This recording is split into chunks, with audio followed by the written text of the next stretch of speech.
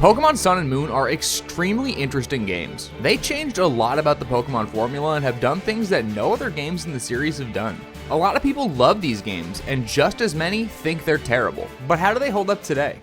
Pokémon Sun and Moon released on November 18th, 2016 worldwide, except for Europe where it released on November 23rd, 2016. Sorry, Europe. They take place in the new Alola Region, a collection of tropical islands which is a paradise for Pokémon trainers from around the world. It's based off Hawaii, so you know this region's going to be interesting to say the least. This is the first region to ditch the idea of Pokémon gyms. They don't currently exist, so instead you go on the Island Challenge. It's a coming-of-age tradition on the islands. But instead of earning badges, you battle giant angry Pokémon and challenge local kahunas. Can we just go back to the gyms now, please? You start off by having just moved to Mele Mele Island from the Kanto region. You meet Professor Kukui, who is way too relaxed. I mean, this man is wearing a lab coat, but he's shirtless underneath it. That defeats the entire point of a lab coat. He eventually will let you pick a starter Pokemon between Litten, Popplio, and Rowlet. I know this might be divisive, but I really like these starters. At first, I did not at all, but they've really grown on me over time. I didn't like how they turned Litten into a bipedal cat. It had 4 legs to start and had 2 legs to finish, and I didn't really get that. But over time, every single starter in this generation has grown on me. Especially Rowlet. Look at that little bow tie, and tell me he's not one of the best Pokemon of all time. But before you can even pick your starter Pokemon, you meet Lily. She's a mysterious trainer who has a bag that's definitely not full of secret alien Pokemon. She introduces you to Nebby, who's an adorable but alarmingly powerful little guy who you rescue from a bunch of wild Pokemon who want to eat his eyeballs. But once you pick your starter, you start the Island Challenge. You also meet your rival, Hao. He's not a terrible rival, but he's not that great either. He's a friendly rival who's trying to compete against you to be the first person to complete the Island Challenge. But considering that Hao is just as laid back as the professor, I could say that he needs anything more than what he is. He lacks anything that gives me the drive to want to beat him. He's fine, but overall, I don't dislike him, but he's not very memorable. There's also Team Skull, who's this region's villain organization that is really lackluster. And I understand they're supposed to be this way because of the culture of the region and how they're in the pocket of another organization. But they just look and act like absolute fools. They are really, really dumb. And it's frustrating because unlike a lot of other villain organizations, they're not menacing, they're just frustrating. That being said, I will say that I like that they're a change of pace from the other organizations. They didn't try and make another Team Galactic or Team Plasma, they really tried to make something that was one of a kind here. They're led by Guzma, and he's fine. I wouldn't say that he's interesting, but he does have some cool Pokemon. There's also Gladion, who's Team Skull's enforcer, who's more so a second rival than anything else. I would say he's most similar to Hugh from Pokemon Black and White 2. He's an edgy rival who has his own motivations, but he's got a lot more going on than trying to get back a cat. Like trying to destroy the entire Aether Foundation. Now everything I said was wrong about Team Skull is right in the Aether Foundation. On the surface, they're a bunch of Pokemon scientists who want to save endangered Pokemon. But of course, they're not all that nice. They really want to capture Ultra Beasts, which are interdimensional Pokemon that are wildly strong. Their leader is Lusamine, who's the Aether Foundation president who is somehow both a Pokemon lover and clinically insane. They end up opening a wormhole and out pops a Ultra Beast. This is the first time anyone has seen an Ultra Beast, and instead of deciding never to do this again, they decide they want to control them. This causes more and more issues as time goes on, and Lusamine becomes driven by the need to control the Ultra Beast and become insanely powerful. They end up capturing Nebby and try and use him to control the Ultra Beasts, and you have to break into the Aether Foundation's base to get him back. Of course, like any villain in a Pokemon game, Lusamine has gone completely insane. Instead of admitting defeat and admitting she's wrong, she decides to summon an Ultra Beast and merge with it. Oh, why would she do that? Nebby becomes either Solgaleo or Lunala, depending on the version of the game you have, and you travel to Ultra Space for the final showdown against Lusamine, who is now fully fused with an Ultra Beast. After saving her, you return to Alola just in time to ascend Mount Lanakila, and you get to face the ultimate challenge, becoming the first ever champion of the Alola region. After facing off against the Elite Four and the surprise champion, you're crowned the first ever Alola champion. And of course, there was loads more to do once you beat the main story. And of course, there's so much more I didn't cover during the story synopsis. So I really recommend checking out this or Ultra Sun and Ultra Moon to get the full story. And there was also an incredible post-game story. But before we get into that, I just want to say thank you for 5,000 subscribers. I never thought that I would get here, and it's all thanks to you guys. I'm about to do my huge 5,000 subscriber giveaway, so make sure you subscribe, drop a like, and comment on this video to make sure you're eligible to win. Pokémon Sun and Moon have a unique story, and some people think it's a good thing and others not so much. I really like the story. I think it was a good change of pace considering Gens 4, 5, and 6 had a much darker story about world domination and war. Having to deal with alien Pokemon changes it up a bit, and I think the dynamic between Team Skull and the Aether Foundation was great too because they were so wildly different it was a great contrast. Team Skull served as more of a comic relief than anything else, which was a good idea because having another story about the end of the world would have been beating a dead horse. But in my opinion, where this game really shined was the post-game.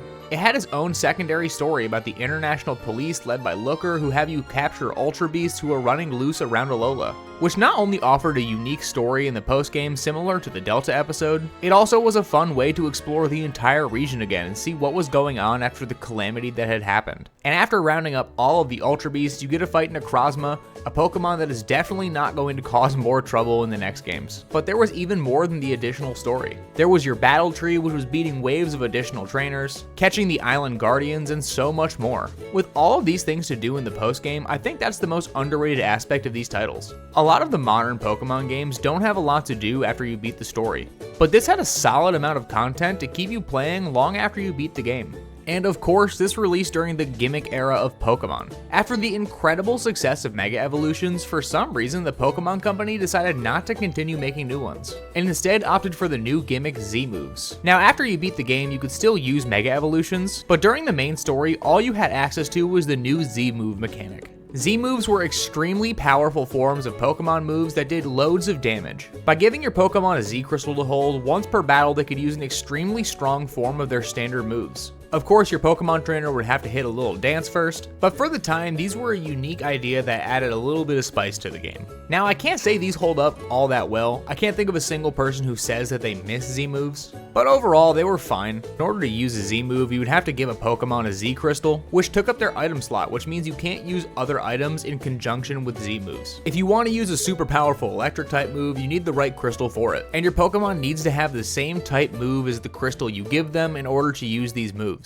Any Pokemon could use these moves, which I thought was a nice touch, but certain Pokemon had unique Z-Moves which gave them a competitive edge. And as much as I like the idea of giving certain Pokemon their own unique Z-Moves, similar to how there weren't enough Mega Evolutions, there weren't enough Pokemon that had their own unique moves, which ended up being really disappointing. Mega Evolutions were the perfect gimmick, and I know that hindsight is 20/20, but getting rid of something that was so incredible for something that is just lackluster doesn't make sense. I'm really glad they decided to keep Mega Evolutions in the game to some capacity. But the fact that no new Pokemon were given Mega Evolutions is crazy to me. They had the perfect gimmick, and they got rid of it for something that just doesn't work as well. But overall, Z-Moves are fine. I don't think they're anything that is to write home about, but I also don't think that they're bad by any means. But if there is one thing that Sun and Moon absolutely nailed, it's the setting. Alola is overall one of the best regions in Pokemon. From the aesthetics to the way it's laid out, this region really shines. Now, it's not the most memorable, but every time I go back and play this game, it is an absolute breath of fresh air.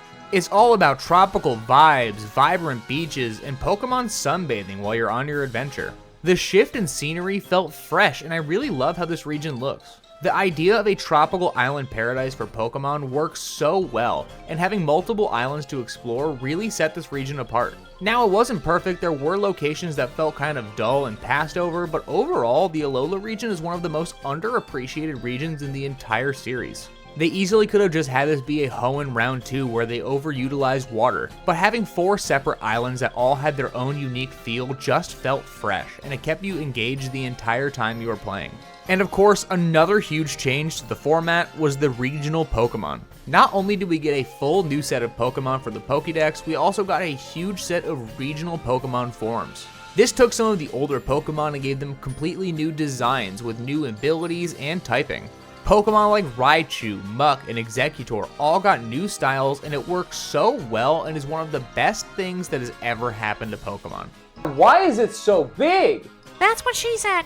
Stop it. Animals in the real world will look different depending on where their climate is, so it just makes sense that Pokemon are the same way. The new designs connected really well to the region and started something that has become a really great trend in all of the other games that have followed. Honestly, I don't know how we survived for this long without this giant tree. Another breath of fresh air was the fact that they removed the HM system from the game, which was long overdue. Instead of having to teach Cut or Rock Smash to your Pokemon, and having them take up a slot in your move pool, you can now just call up another Pokemon to come and help you out and deal with the problem. And it just makes sense. Having HMs be required is something that feels outdated in the older titles. And I understand, at the time it was needed. By calling in other Pokemon to come and assist you, they can still bar you from accessing other areas. But this time they don't require you to keep a Bidoof around with you that only knows HM moves. Actually, I've changed my mind. Let me keep him. Much as this game is done right, there's also things that it did not do well. Once you boot this game up for the first time, you're in for a solid hour and a half of tutorials. For the first chunk of this game, you are dragged through so many unskippable tutorials, it was like it was the first time they had ever made a Pokemon game and they had to teach you everything from the start. I understand when a new Pokemon game comes out, there's going to be a lot of people who pick this up for the first time, but there needs to be a way to get through these tutorials at least a little bit faster. Another thing that drove me absolutely crazy was the new SOF battles. In theory, it's fine. A wild Pokemon can call for help mid-battle and get support from a friend. It made things a little more dynamic, and it makes sense that someone would call for backup if they were getting jumped by a trainer's Pokemon. But in-game, it usually means you're trying to catch a Pokemon and suddenly it's calling for backup every single turn, which prevents you from catching it. It had its perks for shiny hunting, but at the same time, if you were trying to catch a Pokemon for the first time for your playthrough and it calls for backup 47 times, I want to shave my head. There should have been a limit on how many times these things can call for backup, at least in the early game. But as far as things they did well, bringing back character customization from X and Y just made sense. You could change your skin tone, your clothes, and your hairstyle, which made it so you could actually look like the trainer you wanted to. Or not, that's fine too. Any RPG game should allow you to customize your character. It just makes sense and it allows people to actually build a connection with the character they're playing. And overall, Pokémon Sun and Moon were definitely different titles, but as time goes on, more and more people are appreciating how good they were. The games are not that bad.